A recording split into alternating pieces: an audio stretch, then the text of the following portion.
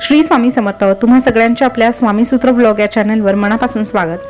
स्वामी भक्त हो, आज पुन्हा एकदा तुमच्यासाठी नवीन स्वामी संदेश घेऊन आलेली आहे. गुरुवार निमित्तचा हा स्वामी संदेश प्रत्येकाने ऐकावा. आणि हो, हा व्हिडिओ तुमच्या समोर आला म्हणजे नक्कीच स्वामींनी तुमची निवड केलेली आहे, कारण स्वामींना तुम्हाला काहीतरी सांगायचं आहे आणि फक्त ते ऐकायचं नाही तर त्याचं अनुकरणही करण्याचा प्रयत्न करा. चला मग जाणून घेऊया स्वामींचा संदेश काय आहे. ते ऐकण्यापूर्वी तुम्हाला एक छोटंसं काम करायचं. तुमच्यासमोर 3, 7 आणि 9 असे 3 अंक दिसत असतील. त्यापैकी कुठलाही एक अंक तुम्हाला निवडायचा आहे आणि मग त्यामार्फत स्वामी तुम्हाला काय सांगत आहे हे तुम्हाला समजणार आहे. चला मग जाणून घेऊया. आता ज्यांनी 3 नंबर निवडला आहे त्यांच्यासाठी स्वामी काय सांगतात बघा. स्वामी सांगतात, आम्हाला ठाऊक आहे तू फार व्यस्त आहे. तुझ्याकडे आमच्यासाठी थोडाही वेळ नाही, कारण तुझ्या मागे अनंत अशा जबाबदाऱ्या आहे आणि त्या जबाबदारीच्या ओझ्याखाली तू कुठेतरी दबला गेला आहे. तुझं तुलाच कळत नाही की नेमकं तू काय करत आहे आणि तुला काय हवं आहे. पण हे बघ, परिस्थिती कशीही असू दे, कोणतंही कारण असू दे, रागवू नको, चिडू नको, मोठ्यानं बोलू नको आणि हो, उगाच त्रागा करून घेऊ नकोस. थोडंसं शांत राहण्याचा प्रयत्न कर आणि थोडंसं थांबून मग विचार कर आणि मग त्या विचारांची अंमलबजावणीही कर. कारण तू जे काही करणार आहे, तू जे काही वागणार आहे, त्याचं फळ म्हणा किंवा त्याचा त्रास म्हण, हे सगळं काही तुलाच परत मिळणार आहे. त्यामुळे जे काही करशील ते विचारपूर्वक कर आणि तू जे काही करत आहे ते आम्हीही पाहत आहोत याचाही विचार कर. कारण जेव्हा जेव्हा तू एखादं चांगलं पाऊल उचलतोस ना, तेव्हा त्याचं सुख देखील तुलाच मिळणार आहे आणि जेव्हा तू चुकीचं पाऊल उचलतोस ना, तेव्हा त्याचं दुःखही तुलाच मिळणार आहे. म्हणून थोडंसं थांबून विचार कर, मनाला शांती देण्याचा प्रयत्न कर. आता ही मनाला शांती कुठून मिळणार? मनशांती ही आपोआप आणि कुठल्याही दुकानात मिळत नाही, तर ती मिळते आमच्या दरबारात. त्यामुळे दिवसभरातला थोडासा का होईना पण वेळ काढ आणि आमच्याजवळ बस. आमच्या समोर बसून आमचं नामस्मरण कर. बरोबर तुझं मन शांत होण्यास तुला मदत मिळेल. अरे, आमच्याशी कधीतरी संवाद साधून तर बघ आणि आम्हाला एकदा मनापासून हाक मारून तर बघ. आम्ही नक्की येऊ, कारण आम्ही देखील आमच्या भक्तांची वाट बघत असतो.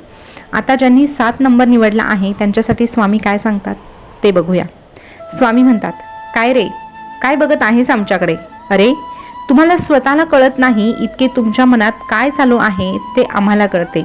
नामस्मरण करताना तुम्ही मला पाहत नसाल, चांगले वाईट कर्म करताना देखील तुम्ही मला पाहत नसाल, पण हो, मी मात्र सदैव तुम्हाला पाहतोय. त्यामुळे कर्म करताना कायम लक्षात ठेवा की आम्ही तुमच्यावर कायमच नजर रोखून आहोत.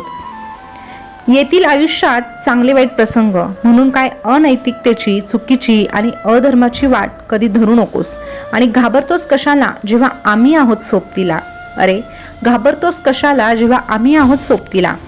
आणि ह्या जगाच्या पाठीवर तुझ्यासोबत कोणी असो वा नसो, परंतु आमचा हात मात्र कायमच तुमच्या हातात असणार आहे. ज्यावेळी जाशील तू असा काळोखात, त्यावेळी तुझी सावलीही सोडेल तुझी पाठ. स्वामी म्हणतात, ज्यावेळी जाशील तू असा काळोखात, त्यावेळी तुझी सावलीही सोडेल तुझी पाठ. तू घाबरू नकोस, त्यावेळी स्वामीच पकडतील तुझा हात. तू घाबरू नकोस, त्यावेळी स्वामीच पकडतील तुझा हात. त्यानंतर ज्यांनी 9 नंबर निवडला आहे त्यांच्यासाठी स्वामी काय सांगतात ते बघूया. स्वामी म्हणतात की जीवन जगत असताना तक्रार करू नको. जीवन जगत असताना कधी तक्रार करू नको की माझ्याच वाट्याला हे दुःख का, माझ्याच वाट्याला वाईट प्रसंग का, किंवा प्रत्येक वेळी स्वतःला अंजारत गोंजारतही बसू नको आणि रडूही नकोस. सुखाचा रस्ता तुझी वाट बघत आहे आणि वाईट काळामध्ये तुझ्या आजूबाजूला असेही लोक तुला भेटतील जे फक्त तुझ्याकडे बोट दाखवतील, तुला फक्त नावं ठेवतील किंवा तुझ्यामधल्या गुणांना ओळखायचं सोडून तुझ्याकडे फक्त आणि फक्त वाईट नजरेने बघतील. परंतु तरीही अशा वेळेसही तुला फक्त शांत राहायचं आहे आणि जे काही होत आहे ते बघत राहायचं आहे. कारण हे बघ, त्या वेळेमध्ये जर तू पुन्हा वार करायला गेला तर नक्कीच तुझी जी वाईट कर्म संपायला आली आहे ना, ती पुन्हा वाढू लागतील. त्यामुळे जर वाईट प्रसंग आला, वाईट वेळ आली, कोणीतरी तुला काहीतरी बोलत आहे, अशी वेळ आली तर तू फक्त शांत राहा आणि ते ऐक. कारण ऐकल्याने तुझे वाईट कर्म कमी होणार आहे.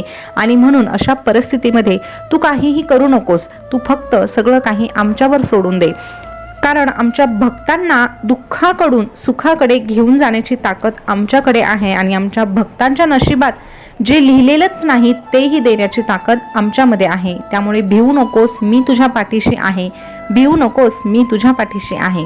स्वामी भक्त हो, तर नक्कीच तुम्ही तुमचा स्वामी संदेश निवडला असेल, ऐकला असेल आणि त्याचं अनुकरणही तुम्ही तुमच्या जीवनामध्ये करणार असाल तर कमेंटमध्ये श्री स्वामी समर्थ लिहायला विसरू नका.